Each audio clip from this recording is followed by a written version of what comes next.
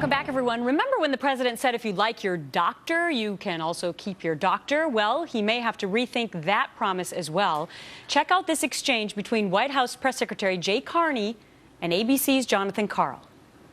If you are looking for, if you want coverage from your doctor, a doctor that you've seen in the past and want that, you can look and see if there is a plan in which that doctor participates. And that reflects the way that the private insurance system has long worked. So is this another promise where he needs to kind of modify? Because that's not what he said. He said if you like your doctor, you can keep your doctor, period.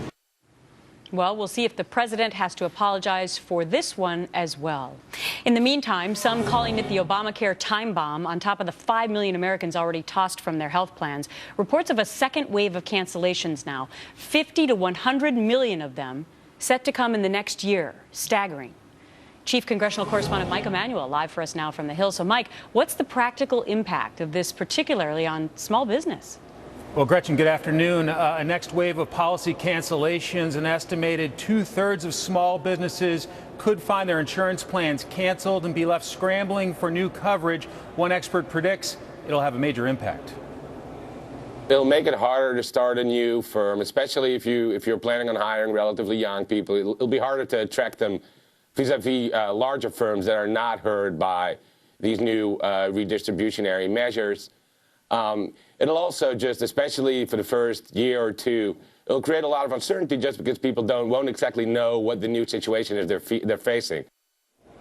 And that expert predicts it'll be a surprise for younger entrepreneurial firms that have understandably been focused on building their business and not so much focused on their benefit plans. Gretchen? Also today, lawmakers held this hearing, another hearing on Obamacare. So what'd you hear this time?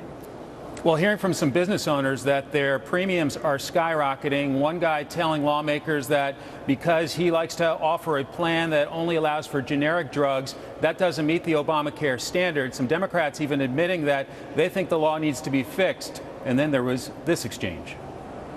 I'm just talking about the truth of what promises were made here. And we were promised that the health care law would actually decrease costs, but all the added costs, all the added coverages, all the added mandates have increased costs, correct? Sir, if I could point out to you that 25% of the premium that you pay today goes to cover the uninsured and the services they get from wherever they get it from.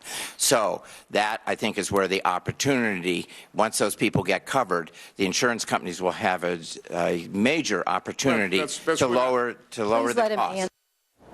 Already some business groups are saying that entrepreneurs are looking at cutting worker hours to try to fit the new Obamacare rules, and some are even considering dropping insurance coverage, paying a fine, because they don't want to deal with these higher costs. Gretchen? Wow, a new development every day. Thanks so much, Mike Emanuel, live for us on the Hill.